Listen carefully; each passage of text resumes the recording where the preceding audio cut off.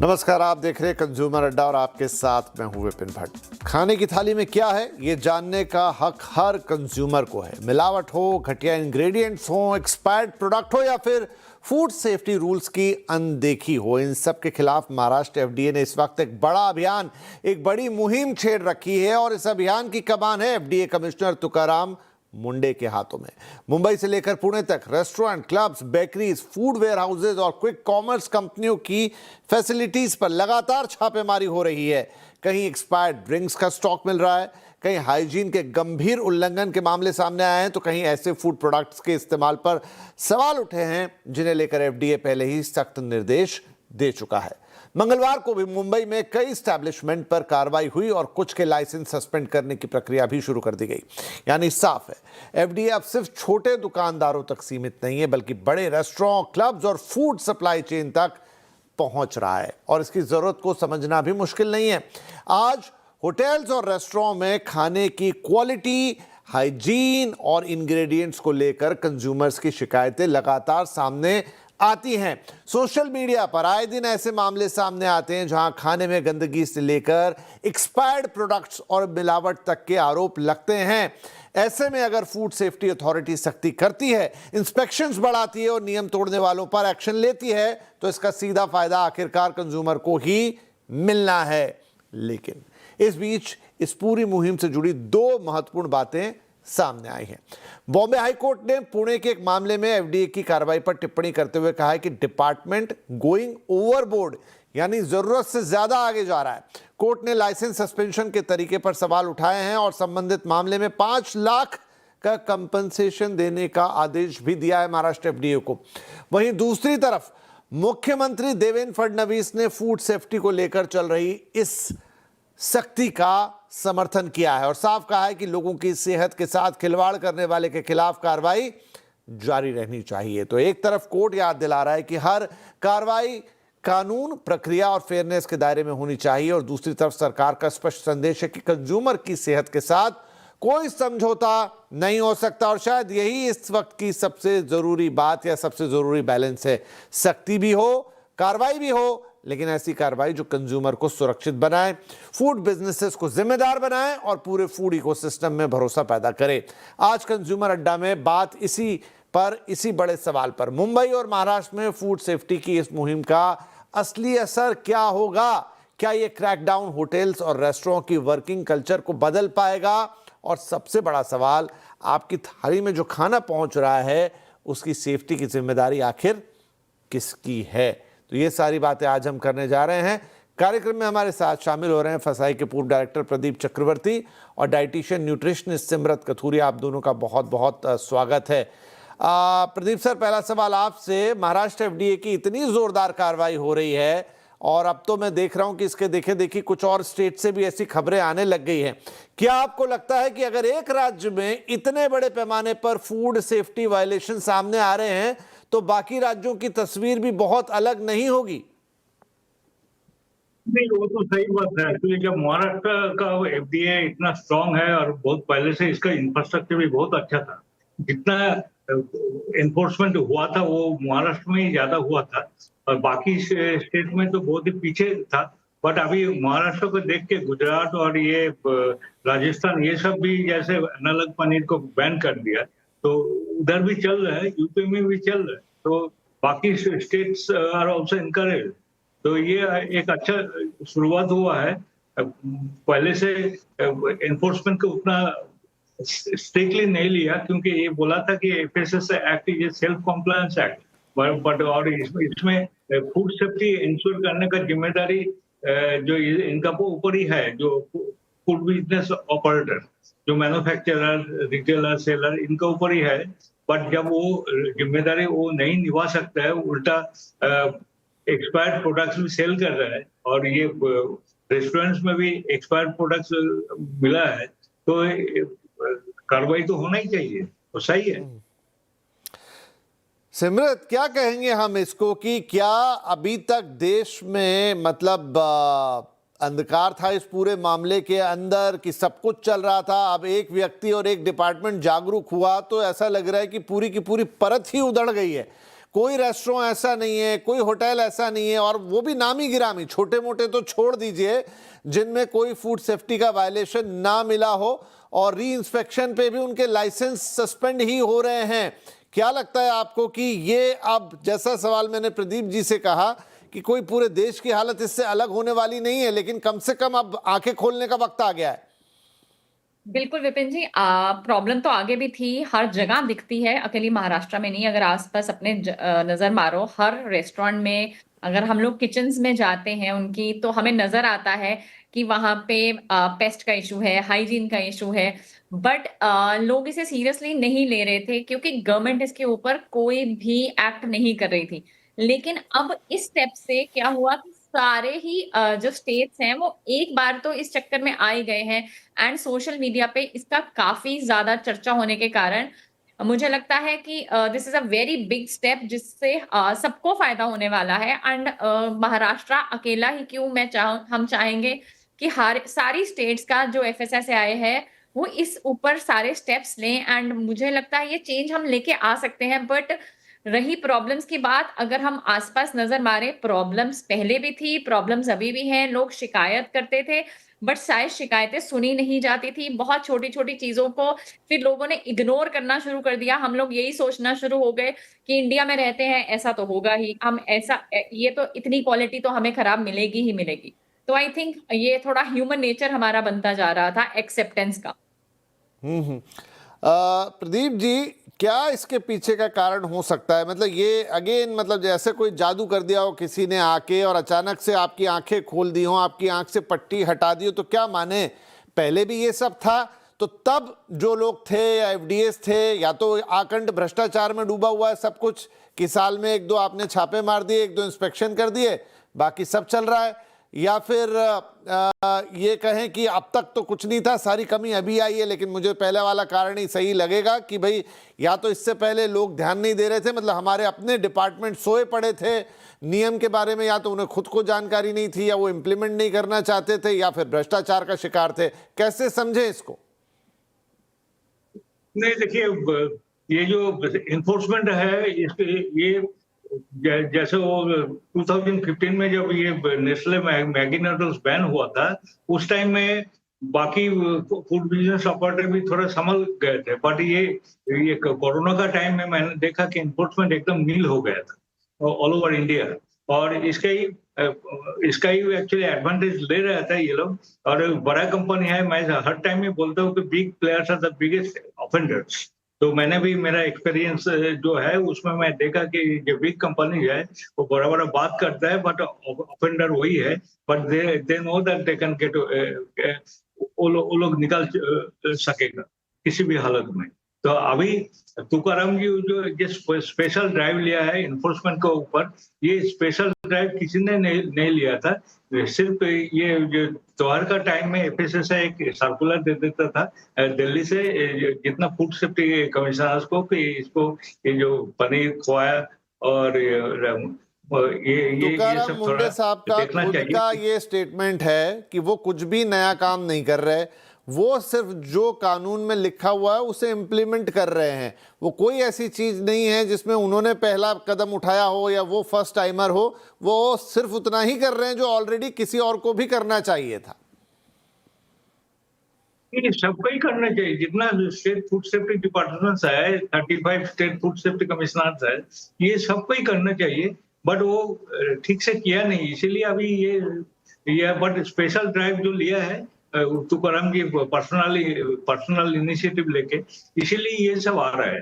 और hygiene sanitation के लिए ये सिर्फ कंपनी नहीं, जो third party food safety audit agency है जो मैंडेटरी है, तो ये लोग भी जिम्मेदार है। और जो state food safety officers actually वो लोग भी सैंपलिंग ठीक से नहीं कर पाए, और इंस्पेक्शन का जो चेकलिस्ट होता है, एक FSSAI का चेकलिस्ट है इंस्पेक्शन के लिए, वो चेकलिस्ट भी ठीक से फॉलो अप नहीं किया है।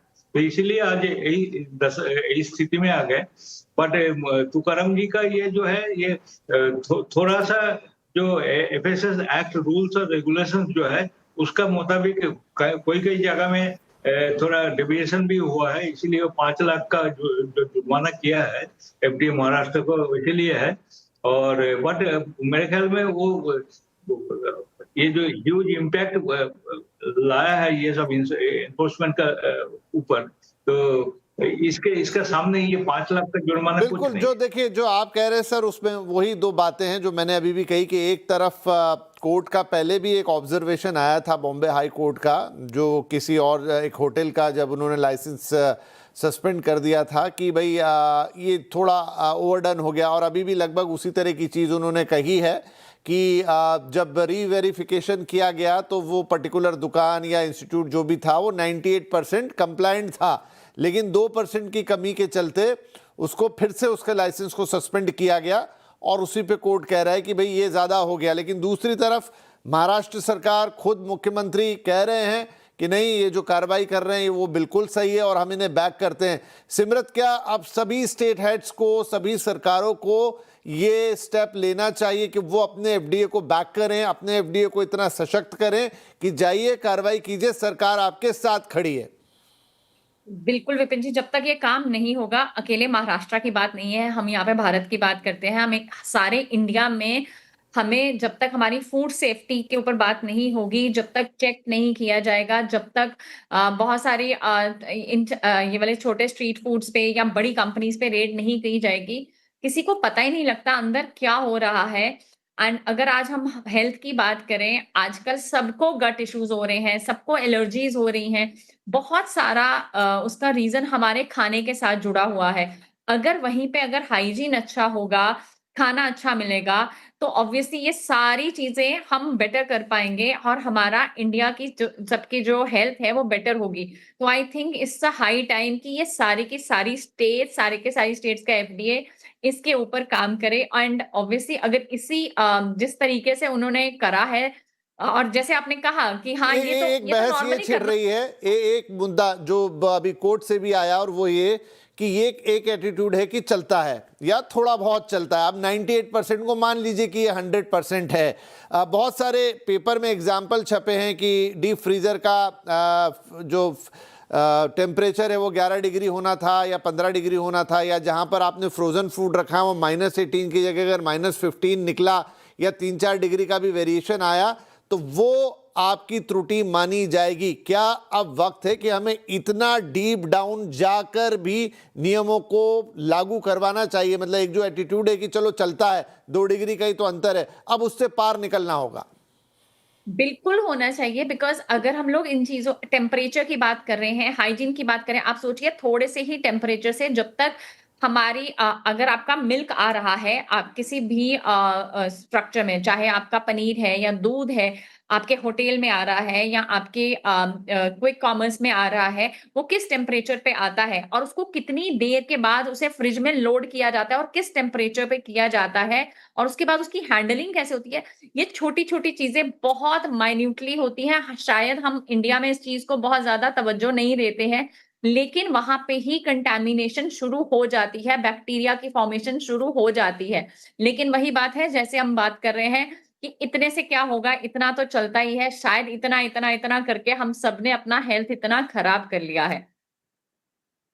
प्रदीप सर, क्या वक्त आ गया है कि जिस तरीके से मैं अक्सर ये अपने शो पे बात करने की कोशिश करता हूं कि देश के पास एक सशक्त बैंकिंग रेगुलेटर है जिसे हम आरबीआई कहते हैं, एक इक्विटी मार्केट का रेगुलेटर है जिसे हम सेबी कहते हैं, जिनकी विदेशों में तक धाक है, अब भारत को एक सशक्त फूड रेगुलेटर की जरूरत है। यानी फसाई है, क्या फसाई के हाथ में अब इतनी ताकत देने का और इतना एक्शन देने का वक्त आ गया है कि जो कार्रवाई हम देख रहे हैं कि महाराष्ट्र में हो रही है बड़े पैमाने पर, अब वो फसाई के लेवल पे होने चाहिए और देशव्यापी होने चाहिए?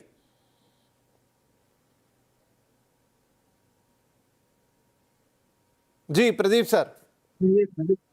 ये सारे सारे बाकी स्टेट में जो शुरू किया है ना, राजस्थान, गुजरात और मध्य प्रदेश, ये यूपी, ये सब में ही चल रहा है।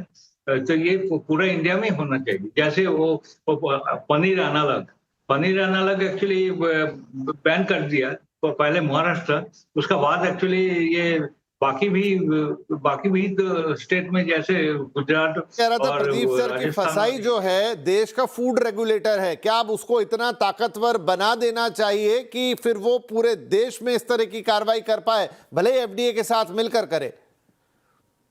देखिए फसाई का ये टू टायर एडमिनिस्ट्रेशन है। एक तो सेंट्रल में जो है गवर्नमेंट ऑफ इंडिया का FSSAI, that is a central authority, और हर स्टेट में एक स्टेट फूड सेफ्टी डिपार्टमेंट है और उसका भी उतना ही पावर है जितना ये सेंट्रल में है। ज्यादा से ज्यादा फूड सेफ्टी ऑफिसर ये स्टेट का पास ही है, और लाइब्रेरीज भी जो है primary laboratory FSSAI notified laboratory वो भी स्टेट में है। तो ये एनफोर्समेंट एक्चुअली दोनों का ही जिम्मेदारी है, स्टेट का भी है और सेंट्रल का भी है। बट स्टेट का पास ये स्टेट फूड सेफ्टी ऑफिसर्स है और लेबोरेटरीज भी है, तो इसलिए इनके लिए ज्यादा, ये सेंट्रल में भी है central food safety officer, but वो स्टेट के लिए ज्यादा आसान है एक्चुअली ये सब करना। तो बट ये तो सशक्तिकरण तो है ही। जी ठीक है, एक छोटा ब्रेक लेते हैं, लेकिन हमें लगता है कि एक और कोई ऐसा पावरफुल मैकेनिज्म होना चाहिए जो सेंट्रलाइज चले, स्टेट के साथ मिलके काम करे और फिर उसमें लोगों की भी भागीदारी हो। जिस तरीके से आप अभी डिजिटल फ्रॉड की शिकायत करने के लिए एक आपके पास नेशनल हेल्पलाइन नंबर है या और तरह की चीज़ों के लिए नेशनल हेल्पलाइन नंबर है, एक इस तरह की शिकायत के लिए फूड सेफ्टी के लिए भी नेशनल हेल्पलाइन नंबर होना चाहिए। छोटा ब्रेक ले रहे हैं, यहाँ पे ब्रेक के बाद ये चर्चा जारी रखेंगे। Welcome back. एफडीए का एक्शन और महाराष्ट्र में हड़कंप, हम इसी की बात कर रहे हैं और साथ ही ये सवाल भी पूछ रहे हैं कि अगर महाराष्ट्र में इतना सब कुछ हो रहा है तो क्या देश के बाकी राज्यों में भी ये सब होना चाहिए और इसी स्तर पर होना चाहिए, सिर्फ खाना पूर्ति और दिखावे के लिए नहीं कि एक राज्य में है तो दूसरे राज्यों में भी। और दूसरी बात कि क्या ये जो सब आज हो रहा है आज से पहले नहीं था? क्या एक तुकाराम मुंडे जरूरी थे इस चीज को सामने लाने के लिए? मतलब एक व्यक्ति आके आपको बता रहा है आपका सिस्टम इतना सशक्त नहीं है और अगर ये व्यक्ति यहाँ नहीं रहेगा तो अब क्या ये सिस्टम इतना सशक्त चलेगा? ये बहुत बड़ा सवाल है। तो प्रदीप सर, इसी सवाल को ही ले लेता हूं कि आज तो तुकाराम मुंडे हैं, काम कर रहे हैं, क्रैकडाउन कर रहे हैं, इन्फोर्समेंट ला के आ रहे हैं, लेकिन क्या आपको नहीं लगता कि एक ऑफिसर से बड़ा हमारा सिस्टम होना चाहिए? मुंडे साहब कल को यहां से कहीं और जाएं, कहीं और ट्रांसफर हो या कोई और विभाग उन्हें मिले, तब क्या होगा?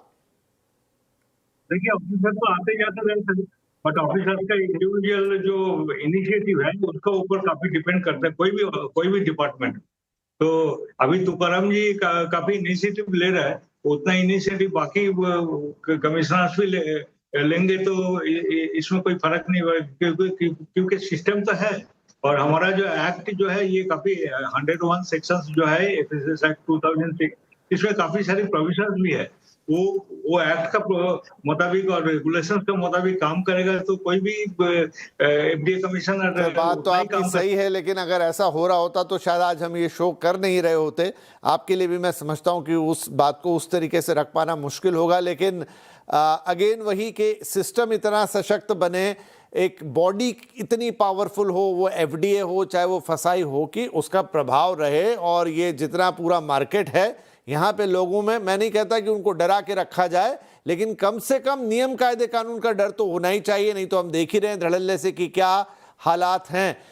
सिमरत, तो आज देखिए वैसे तो सोशल मीडिया पे लोग अब खुद ही इसकी शिकायतें डालने लगे हैं, फूड रिलेटेड, और बहुत कुछ अब सामने आने लगा है।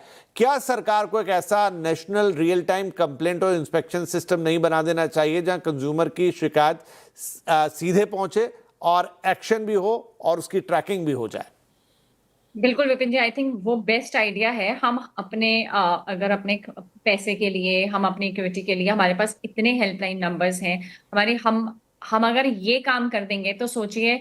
बट मुझे लगता है वो हमारा क्रैश ही ना हो जाए, क्योंकि हमारे इंडिया के हालात हैं, हर जगह के जो हालात हैं, इतनी कंप्लेंट्स हैं, बहुत सारे लोग सोशल मीडिया पे बहुत सारी कंप्लेंट्स डालते थे।